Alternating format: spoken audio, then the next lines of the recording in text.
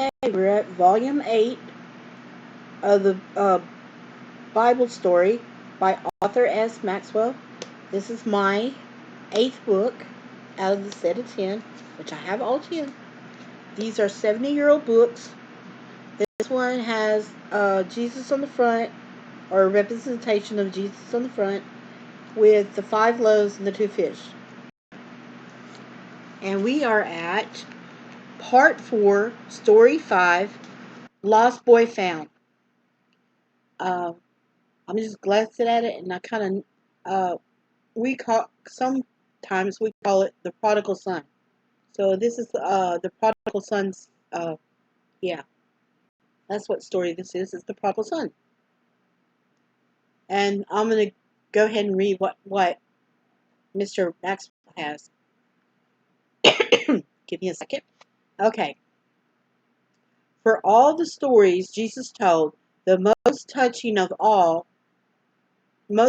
and beautiful is the one about the runaway boy who came home. It is best known as the story of the prodigal son. See? A certain man, said Jesus, had 2 sons. Both lived on his father's ranch. Both were well off. Both were equally loved. But the younger son was restless. He was tired of being told what to do and what not to do. He wanted to be free to do what he pleased. Most of all, he wanted to enjoy the pleasures of the city life that he had heard about. One day when his father had asked for so, one day he went to his father and asked for his share of the property that would come to him on his father's death.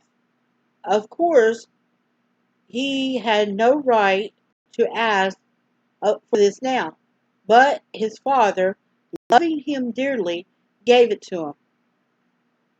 Soon after, feeling very rich and happy, the boy rode away to a where far country he had wanted so long to see.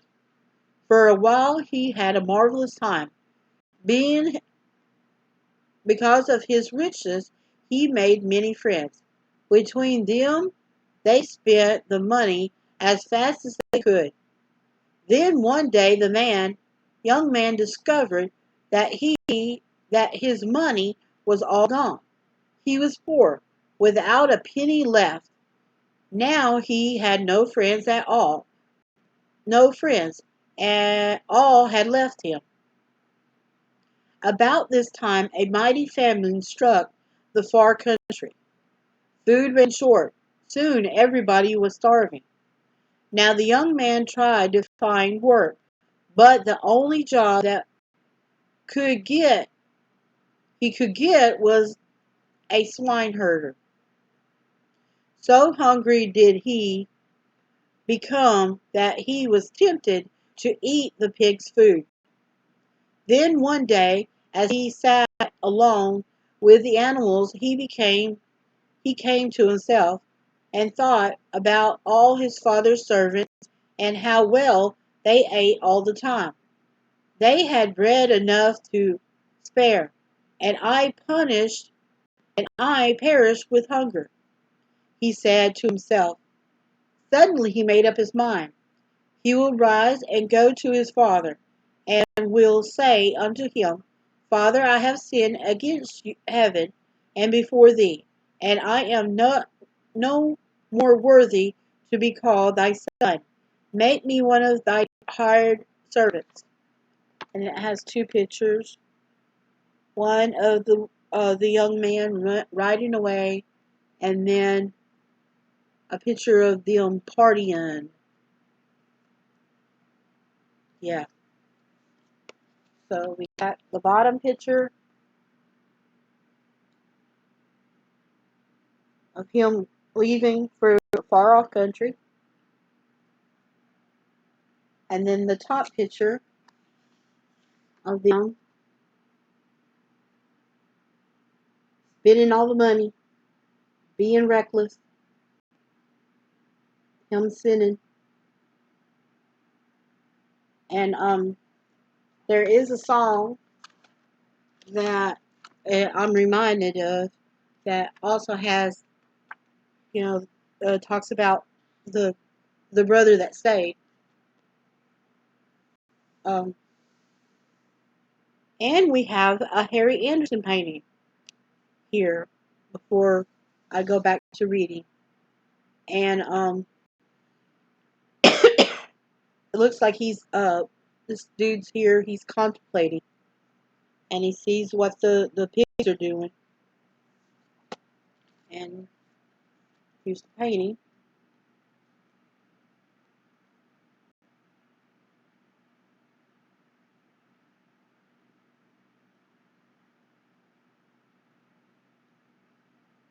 I might do it. I don't know. I'm thinking about it. Might do one. Okay, and the caption reads, "The prodigal son had spent his money, his health, in wickedness and desperation. But one day among the swine, he realized his sinful and resolved to return to his father's house." Okay? Then it says, leaving the pigs, he set off for home. As it was a long, long journey, for he had to walk all the way, and he was almost worn out with hunger and fatigue. Every weary mile he wondered what his father would say to him. Perhaps he would refuse even to see him. But he needed not to worry, for every day since he left home, his father had been looking for him, hoping he would return. And now, when his son was still a great way off, the father saw him and recognized him, despite his torn clothes, his sagging shoulders, and his untidy beard. Gone were the horses, the fine clothes, and the money bags for which he had started out. But what did the father care? Yeah. His boy came back at last. With a cry of hope, he ran towards him, never stopping till his arms were wrapped around his son. "Father," he cried, looking up into the tear-stained face above him. "Father, I have sinned against heaven and in thy sight, and I am not worthy to be called thy son." And then it has a pause. He got no further, but this time several servants had come running up. "Bring the best robe and put it on him," ordered the father, now radiantly happy, "and put a ring on his hand and shoes on his feet, and bring hither the fatted calf and kill it, and least and let us eat and be merry. For this my son, for this my son was dead and is alive again. He was lost and is found."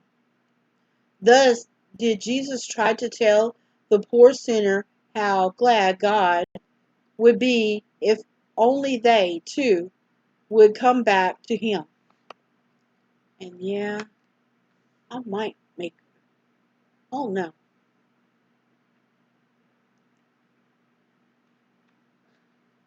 I mean, I could copy it. It'll take a bit. Okay, let me get back to the story.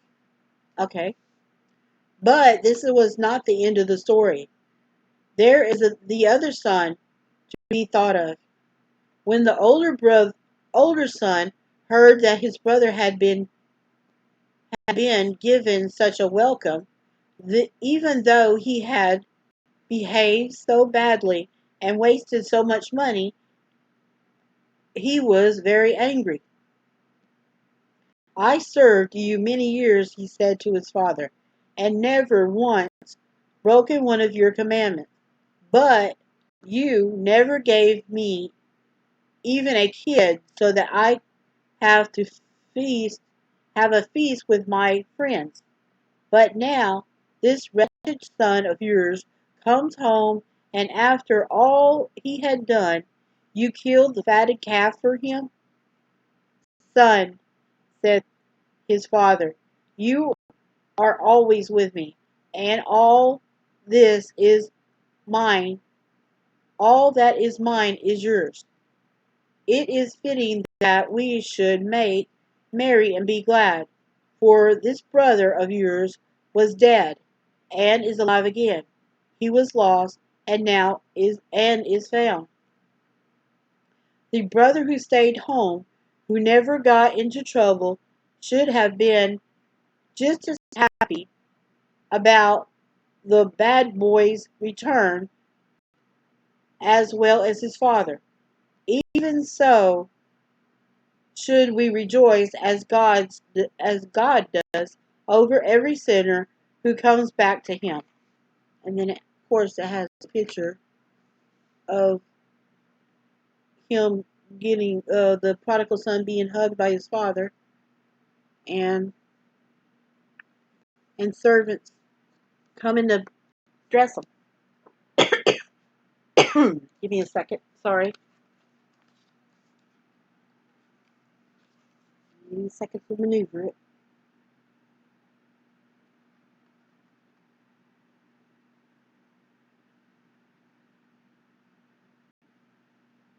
There's the painting. Okay. And as you see, that was the end of story 5, part 3, story 5. So it's time for the break, so I can get something to drink or get some water. I'm not, I don't drink. No, only, no, no, no. Sorry. I just went off on a tangent. Sorry.